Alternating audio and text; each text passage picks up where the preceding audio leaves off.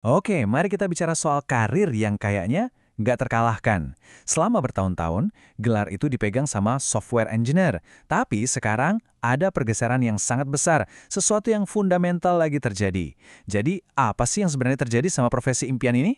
Coba deh bayangin, baru beberapa tahun yang lalu jadi software developer itu ya kayak dapat tiket emas aja gitu. Tahun 2019 ini jadi pekerjaan nomor satu di Amerika. Tapi lihat sekarang. Wow, ceritanya benar-benar kebalik 180 derajat. PHK massal di mana-mana, ketidakpastian.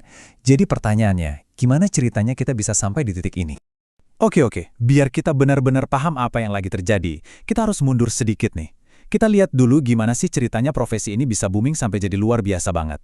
Pertumbuhannya itu jujur aja gila banget. Bayangin, dari yang tadinya cuma segelintir orang di tahun 50-an, tiba-tiba jumlahnya meledak jadi lebih dari 18 juta pengembang di seluruh dunia pada dekade 2010-an. Ini bukan lagi soal pekerja biasa kan? Mereka ini arsitek di balik dunia digital yang kita tinggali sekarang. Dan kutipan ini ya, ini ngerangkum semuanya. Jadi, software engineer itu bukan cuma soal kerjaan. Ini udah jadi jaminan kemakmuran, jaminan keamanan. Hampir 2 dekade loh, profesi ini tuh kayaknya kebal nggak tersentuh sama sekali. Terus, boom, semuanya berubah. Karir yang tadinya dianggap paling aman, paling anti peluru, tiba-tiba jadi rapuh banget. Nah, apa yang sebenarnya terjadi? Skalanya ini bikin kaget serius. Coba deh bayangin, lebih dari 110.000 pengembang di seluruh dunia kena PHK cuma dalam 2 tahun. Rasa aman yang tadinya jadi ciri khas profesi ini, ya lenyap gitu aja. Dan ini yang perlu kita semua pahami, ya. Ini bukan cuma perlambatan ekonomi biasa, bukan. Ini tuh semacam perfect storm, badai sempurna, gabungan beberapa kekuatan besar yang ngehantam industri ini sekaligus. Dan ini mengubah aturan mainnya, mungkin untuk selamanya. Jadi ada 3 kekuatan utama di balik semua ini. Kita bisa sebut ini ancaman 3 lapis. Yuk kita bedah satu-satu. Oke, yang pertama dan bisa dibilang yang paling besar, AI. Dulu kan AI itu cuma alat bantu ya. Sekarang, dia udah jadi rekan kerja digital. Dia bisa nulis boilerplate code, bikin unit test, bahkan ngedebug. Dan coba deh pikirin ini.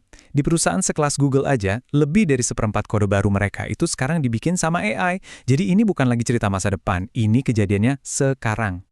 Dampaknya ke bisnis, oh jelas nyata banget. Dengerin deh apa kata CEO-nya Salesforce, Mark Benioff. Dia bilang AI sekarang ngerjain 30-50% pekerjaan di perusahaannya. Nah, kalau AI udah bisa nulis kode, ya jelas ini untung besar buat perusahaan. Tapi, seringkali artinya lebih sedikit pekerjaan buat manusia. Ancaman yang kedua itu outsourcing. Ini sebenarnya tren lama, tapi sekarang makin kenceng aja. Jauh sebelum kita semua heboh soal AI, perusahaan-perusahaan tuh udah ngeliat peluang ini. Logikanya kan simpel ya. Ngapain bayar gaji mahal di Amerika kalau bisa dapat talenta yang sama hebatnya di tempat kayak Bangalore, India dengan biaya cuma sepertiganya? Nah, sekarang coba gabungin AI sama outsourcing. Hasilnya adalah sesuatu yang kita sebut tekanan ganda. Gini deh bayanginnya. AI itu nekan dari atas, dia ngambil alih kerjaan-kerjaan level junior yang repetitif. Terus outsourcing nekan dari bawah, dia ngambil kerjaan-kerjaan level menengah. Jadinya, para pengembang lokal, ya kejepit di tengah-tengah. Yang ketiga ini agak lebih rumit dan jujur agak politis, yaitu soal program visa H1B. Di satu sisi, pendukungnya bilang program ini penting banget buat narik talenta terbaik dari seluruh dunia. Tapi di sisi lain, para kritikusnya bilang program ini cuma dieksploitasi buat dapat tenaga kerja murah yang akhirnya neken gaji pekerja lokal. Jadi, ada 2 sisi mata uang di sini. Tapi ceritanya nggak berhenti di sini. Di tengah semua disrupsi dan kekacauan ini, ada sesuatu yang baru yang lahir. Karena ternyata AI itu nggak cuma ngambil kerjaan, dia juga menciptakan jenis insinyur yang benar-benar baru. CEO Microsoft, Satya Nadella punya pandangan menarik. Menurut dia, AI itu seakan-akan bikin semua orang jadi pembangun atau developer. Jadi skill coding itu nggak lagi eksklusif buat raksasa teknologi. Sekarang orang di industri manapun, bahkan yang nggak punya latar belakang IT sama sekali, bisa pakai AI buat bikin aplikasi. Nah, ini yang melahirkan jenis pengembang yang baru. Dan buat segelintir spesialis AI ini, wah, yang terjadi itu perang talenta besar-besaran, gila-gilaan. Contohnya Meta. Kabarnya mereka nyiapin 100 juta dolar itu cuma buat bonus biar bisa ngebajak pakar-pakar AI dari perusahaan saingan. Kebayang kan? Dan ini belum seberapa. Angkanya makin gila lagi. Gaji rata-rata seorang engineer di OpenAI, $910.000 per tahun.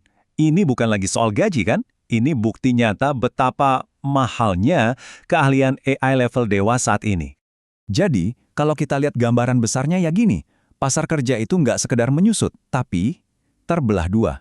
Ada jurang yang dalam banget antara mayoritas pengembang biasa dengan segelintir elit spesialis AI yang ada di puncak, dengan bayaran yang, ya ampun, fantastis. Ini semua membawa kita ke sebuah persimpangan jalan yang sangat penting. Realitas barunya udah jelas di depan mata. Buat para software engineer, adaptasi itu bukan lagi pilihan, udah jadi satu-satunya cara buat bertahan hidup di industri ini. Terus gimana dong? Kalau Anda seorang engineer atau pengen jadi engineer, gimana caranya ngelewatin semua ini? Ada 3 jalur utama nih.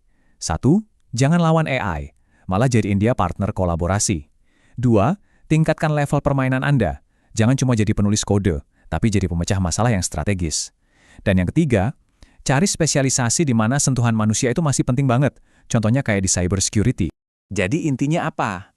Intinya, ini bukan akhir dari software engineer. Bukan. Ini adalah akhir dari sebuah era. Era di mana ada tim-tim besar isinya pengembang yang ngerjain tugas yang itu-itu lagi, udah selesai. Game over. Selamat datang di era baru. Era yang didorong sama otomatisasi dan persaingan global. Dan ini semua ninggalin kita dengan satu pertanyaan besar di akhir. AI dan globalisasi itu udah mengubah total papan permainannya. Pertanyaannya sekarang bukan lagi apakah akan ada perubahan, tapi gimana kita ngerespon perubahan itu?